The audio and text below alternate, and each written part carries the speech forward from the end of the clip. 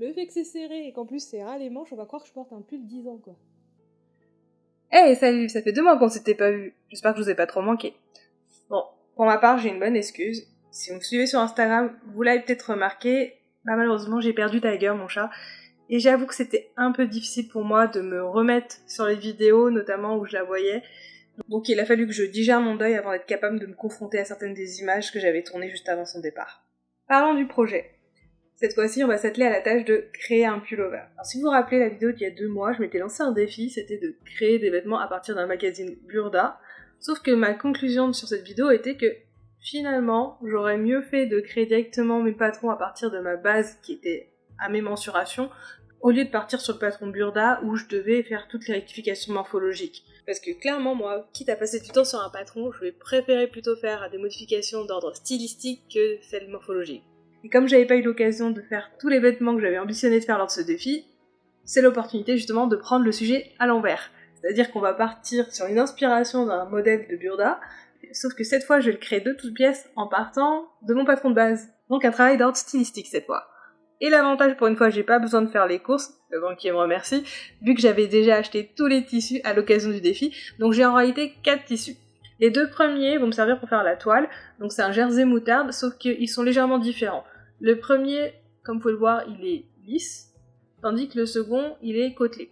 Donc la version lisse va me servir pour faire le top, donc ça va être ma vraie toile pour le pullover. La version côtelée, c'est uniquement pour me faire un pantalon. L'avantage en fait, c'est que ma toile, elle soit portable et que je puisse avoir un ensemble cocooning pour le printemps. Donc autant la première version sert à faire la toile, vous avez compris. Le pantalon, je vais pas me lancer dans du patronage. En fait, je vais reprendre le même pantalon que j'avais fait sur cette version-ci. C'était donc le patron de Burda. Il m'allait très bien, donc on va pas réinventer la roue. L'objectif, c'est de gagner du temps. Et mes 2 autres coupons sont des jerseys effets gratté cachemire. En gros, tout ça pour vous dire que c'est une imitation pull en termes de texture et de toucher. Donc c'est très agréable, sauf qu'en réalité, c'est du synthétique. Et autre avantage, ils contiennent de l'élastane, c'est-à-dire qu'on a un bon taux d'élasticité et vous allez voir, ça va pas mal m'aider pour la suite. Alors mon premier patronage s'avère très ample. C'est lié au fait que j'ai imité le style très ample du Sweet Burda. Pour le reconstituer, c'est tout bête. J'ai pris mon patron de base, j'ai découpé au niveau de la pince épaule et de la pince taille, ça m'a donné 2 morceaux que j'ai écartés de 5 cm pour ajouter les aisances. Donc forcément, ça fait que j'ai rajouté 2 fois 5 cm à l'avant, donc on est à 10 cm, et j'ai fait la même chose dans le dos, on se retrouve donc avec une aisance de 20 cm. C'est énorme, je vous le dis tout de suite, ça s'est révélé beaucoup trop.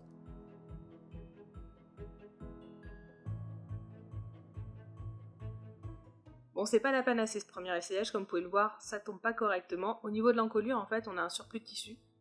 L'avantage, c'est que c'est pas difficile à résoudre. Vous avez juste à remonter les épaules pour changer leur angle, et automatiquement, votre encolure, elle est lissée, nickel quoi.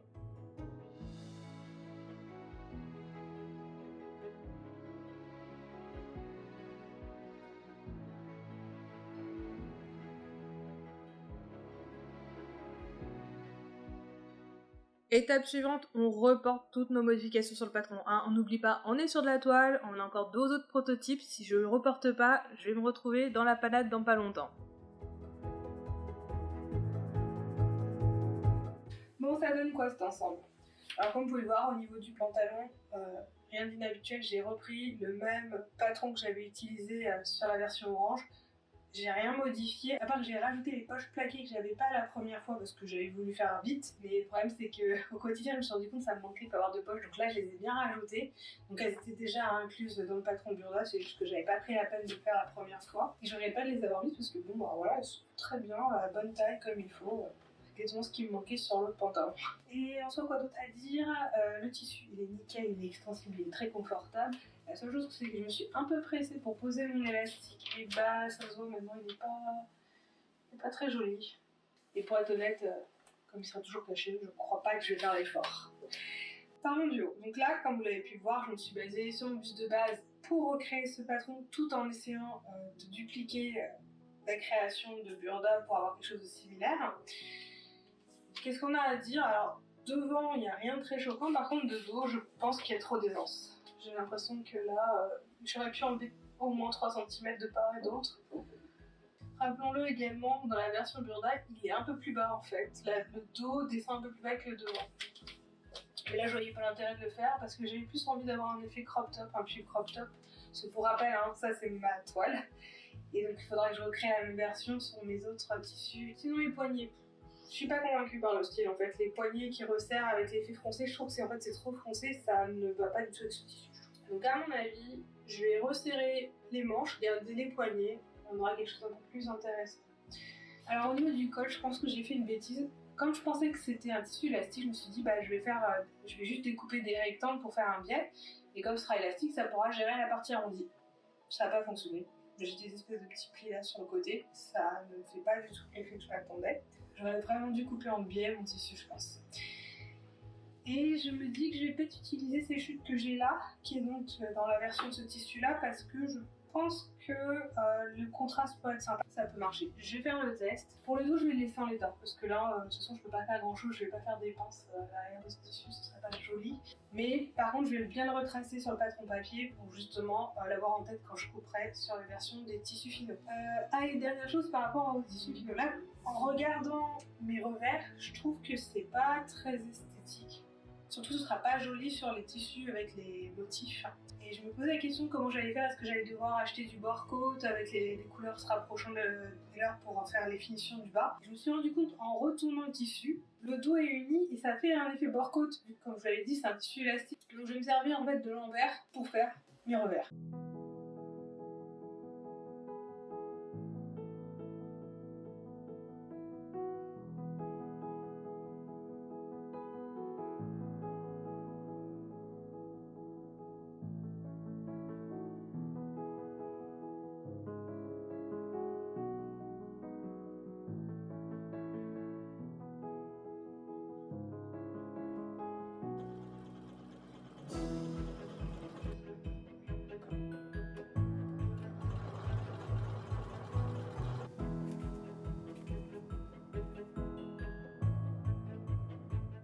Bon, il n'y a pas photo, hein. La rectification sur la manche gauche montre que c'est vraiment ce qu'il y a à faire. C'était beaucoup trop grand sur la droite, comme vous pouvez le voir, ce qui explique que ça faisait tant de France au niveau des poignets. Et un problème ne venant jamais seul, j'ai maintenant un problème sur le col. Initialement, j'avais dessiné un col rond, et maintenant je veux quelque chose qui ressemble, je sais pas, une espèce de col bateau, mais très très très serré. Bon, après, je crois que c'est de ma faute. C'est au moment où j'ai modifié l'angle de mes épaules, j'ai pas fait attention que ça modifiait la forme du col. Bon, faut juste que je rectifie ça avant de poser mon porte-côte, ça va de soi. Et quitte à avoir la toile portée sur moi, autant faire la rectification en live. Et au passage, je vous propose de lancer une nouvelle tendance. On va se créer un petit collier d'épingles, tendance Maso printemps-été 2023. C'est pas mal, non? Par contre, je sais pas comment l'enlever. Même pas mal. Maintenant, je suis sur la partie que je crains le plus. Il faut couper. Là, je peux plus revenir en arrière. Hein.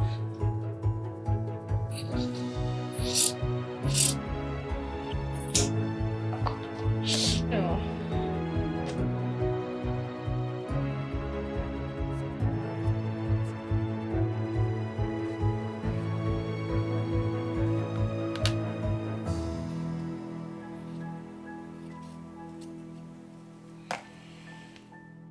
C'est un peu effrayant parce que j'ai l'impression d'en avoir découpé beaucoup, comme vous pouvez le voir. Est-ce que vous pouvez voir? Il y a tout ça qui est parti. Mais normalement, si je truste le process, vu que je l'ai fait sur moi, ça devrait le faire. Faut pas oublier que on a ici cette petite bande.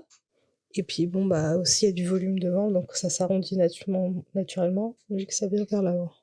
Je pense que je vais faire un test, je vais découper une bande qui fait les bonnes longueurs et je vais l'épingler sur le col pour pouvoir l'essayer sur moi. Parce que j'ai zéro confiance en mes capacités à faire le truc correctement, bien entendu. Et en général, j'ai raison de pas avoir confiance. Ok, là on va rentrer dans la partie la plus difficile pour moi. Alors je dis moi, celle qui est en train d'éditer actuellement cette vidéo, parce que je suis dans la phase où je suis en train de vous relater les problèmes de santé de Taïga. Et à ce stade, faut bien l'admettre, j'étais complètement dans le déni. J'avais pas encore pris conscience qu'elle allait partir malheureusement très rapidement. Pour la simple raison que notre amie ici présente est une petite mamie. Elle a 18 ans. Et donc vous vous doutez, c'est un âge tout à fait honorable pour un chat. Elle a présenté des signes de maladie, notamment en arrêtant de s'alimenter. Et après 2 jours d'hospitalisation, elle a été réhydratée et également réalimentée. Elle allait un peu mieux, sauf que le diagnostic est pas bon. notre petite mémère a malheureusement une petite tumeur. En fait, là, on est plus dans une phase où on essaie de lui rendre la vie le plus confortable en sachant qu'il n'y aura pas d'acharnement thérapeutique. C'est représente à nouveau des difficultés pour s'alimenter. Et donc elle est partie 7 jours après cette séquence. Et je dois bien admettre qu'il me manque beaucoup. Bon, on va arrêter la séquence émotion si vous voulez bien. On va faire une petite annonce rapide, d'accord?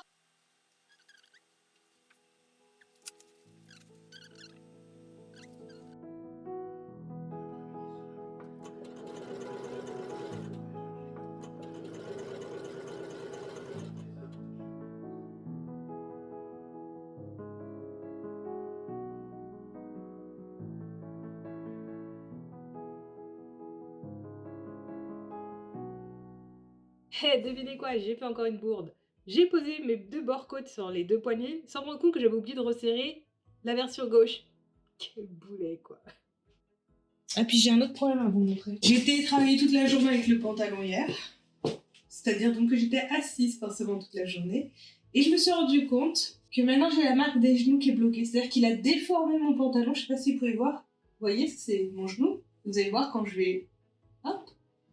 Voilà, j'ai la bosse. La même chose de l'autre côté. J'ai effectivement une bosse. Donc j'avais à l'origine un pantalon bien droit. Et au bout d'une demi-journée assise, forcément, le pantalon s'est déformé. Et c'est également le cas dans le dos. Initialement, au niveau des fesses, c'était bien. Maintenant, ça commence à être du coup un peu déformé. Ah ouais, Pampers, bonjour, quoi. En même temps, quand on sait que cette version, ce tissu-là me coûtait 14,90 € juste pour le mettre, là j'en ai eu pour 20 € juste pour 3 mètres, clairement il y a une différence en termes de qualité. Ce qui m'ennuie, c'est que le problème, c'est que mon pantalon commence déjà à se déformer, alors que le haut n'est pas fini. Ça veut dire qu'au moment où je vais vouloir faire mon photoshooting, le pantalon sera déjà dégueulasse. Donc c'est un peu frustrant. Oui, bon, pour la peine, je me suis fait un photoshooting maison, histoire de me faire kiffer, et récupérer quelques photos au passage.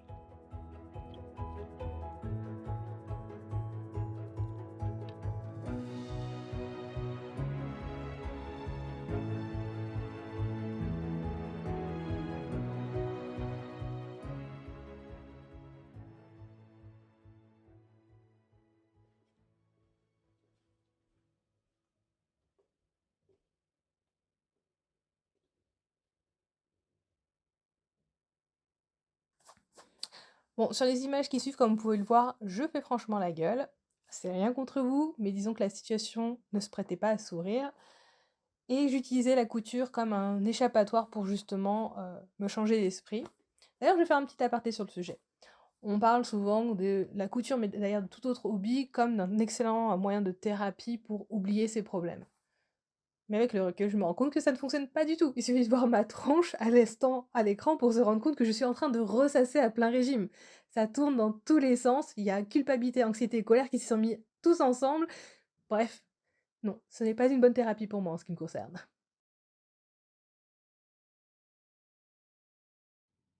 Mais après, sachez que je regrette pas du tout d'avoir fait de la couture pendant cette période. Parce que, imaginez, sans cette occupation, moi, j'aurais rien eu à faire, j'aurais fini affalée dans mon lit, le visage enfoui dans les coussins, à pleurer comme une madeleine, et tout ce que j'aurais gagné, c'est un coussin plein de morve. Là, au moins, j'ai récupéré un pull. Plein de morve. Non, je déconne, je l'ai lavé. Bon, on va mettre un terme sur cette digression et on va revenir sur notre sujet principal, l'essayage de ce pull. Alors, vous l'avez peut-être remarqué pendant que je déblatérais, on a un gros problème là. Au niveau du style, ça s'accommode pas du tout avec ce type de tissu. Il y a trop d'ampleur. En fait, rajouter les 5 cm dans les pinces, c'était inutile. Bref, je suis dégoûtée, j'ai l'impression d'avoir perdu mon temps, quoi. Donc bilan. Alors j'ai un col qui est tellement serré que je suis en train de m'étrangler.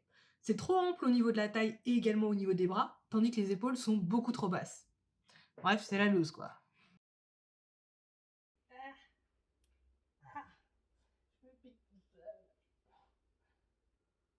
Ouais, ok. On y est? Ouais, je crois. Merde, si tu pas, c'est plus... J'ai pas envie de filmer aujourd'hui, mais bon. Je sais que si je m'y remets pas, j'y arriverai plus. Ça va être de plus en plus compliqué. Bon, j'en suis où j'ai démonté mon col. J'ai galéré. Le point est clair à démonter. Quelle chiasse. C'est pas comme une ligne droite de couture où tu passes comme une brute. La pointe des coups vite là. Un point, pas un point. J'ai que démonté à la moitié. Au moins, je vois tout de suite. Parce que, t'imagines, hein, j'avais un petit doute pendant longtemps. Je me suis dit, mais ça se trouve, en fait, c'est juste parce que mon col est trop serré, il s'est resserré, et peut-être qu'en réalité, quand je vais le démonter, ça va se redescendre au bon endroit. Mais non, non, j'avais vraiment fait ça comme si j'avais cherché à m'étrangler. C'est vraiment trop haut. Je sais pas pourquoi j'ai fait ça. Comme vous pouvez le voir, je l'ai redescendu ici. Ça devrait le faire. Il paraît qu'il y a plusieurs phases émotionnelles dans le deuil. Ça a dû être l'une d'entre elles. Eh bah ouais, tu l'as fait le trou à force de forcer comme une idiote.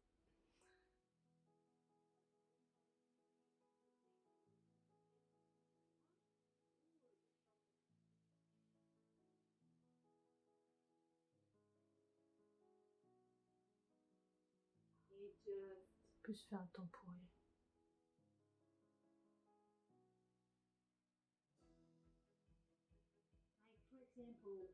Allez, on va se calmer dehors.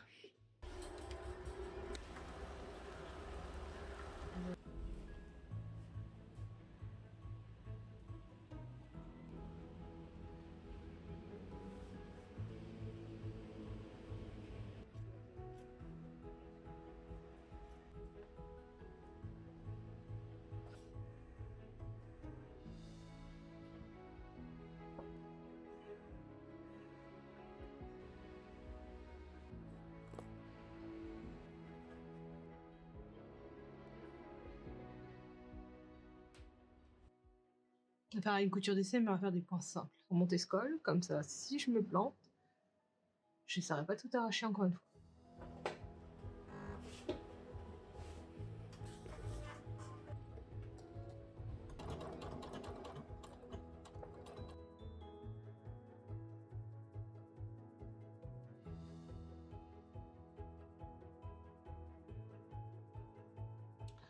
Ok, ça a l'air d'être un nouvel essai, et a priori, ça a l'air d'être déjà un peu mieux. Alors oui, j'ai resserré complètement à l'arrache les côtés, d'où cette espèce de surépaisseur complètement dégueulasse, mais au moins ça fait le job. Tu te rends compte qu'effectivement, resserrer est une bonne approche. Franchement, je commence à me dire que je dois être aussi teubée qu'un poisson rouge. Oh, c'est méchant pour poisson rouge. Je commence à me dire que je suis vraiment aussi con qu'un balai. J'ai fini mon col, que j'ai donc fait à point clair. Je l'ai essayé, tout allait bien. Puis je voyais que l'intérieur, là, il y avait le bout qui dépassait, qui était pas très joli. Je me dis, ah, allez, vu tous les efforts que j'ai fait pour mon revers, je vais mettre un biais. J'y suis allée franchement, j'ai mis donc le biais, je l'ai cousu au point éclair. Puis au fur et à mesure que je cousais donc le biais sur la marge, je me suis dit, j'étais vraiment en train de le faire, hein, vraiment, comme vous pouvez le voir, je l'ai mis tout le contour. Je me suis dit, mais Sandra, qu'est-ce que tu es en train de faire là? Un biais, c'est extensible, mais pas aussi extensible que celui-là. Donc, tu vas jamais pouvoir repasser ta tête. Et j'ai pensé ça, mais je suis allée quand même jusqu'au bout. Et puis, j'ai pas fait les choses à moitié, hein. Là, j'ai fait un beau point éclair qui sera bien chiant à démonter. Et bien sûr, bah voilà, j'ai fait le test, hein, et ça passe pas ma tête, hein. Ça a perdu toute son élasticité.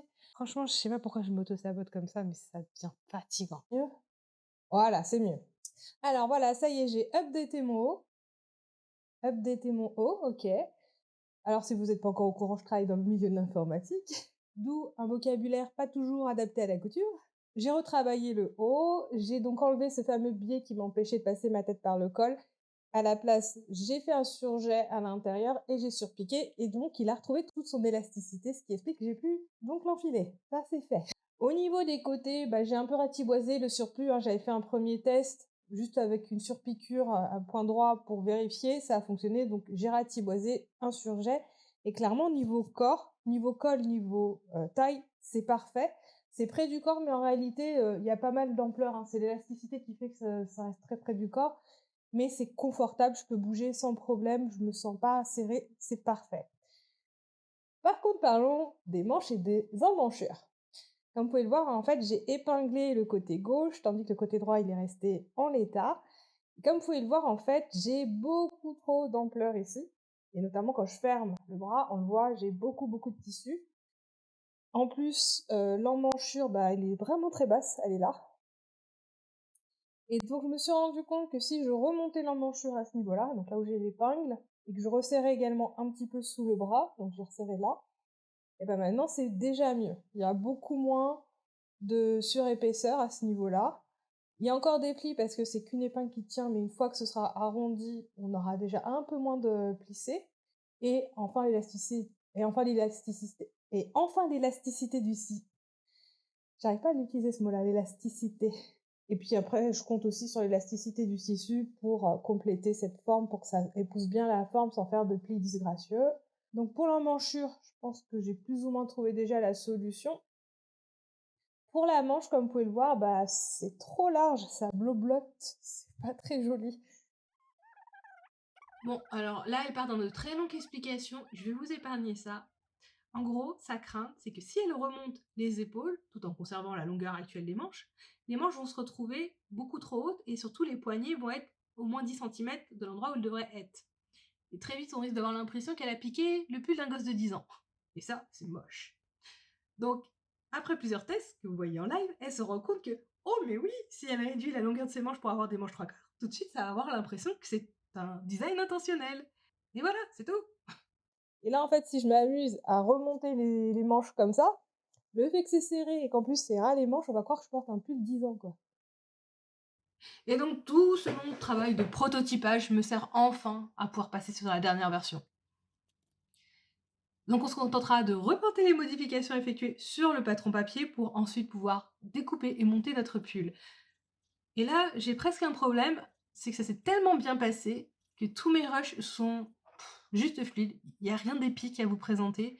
Bref, on va s'endormir, ça va finir en mode reportage Arte de 3h du matin. Et comme c'est pas l'objectif de cette chaîne, je vous propose qu'on passe au résultat final. When we wake, hear the birds and see the sun. Side by side our fears are done. Oh, the good times just begun. Oh, we know what we have, let's hold on tight. Found what we're looking for in life. Call us crazy, but things are finally right. With you and I, the future is bright.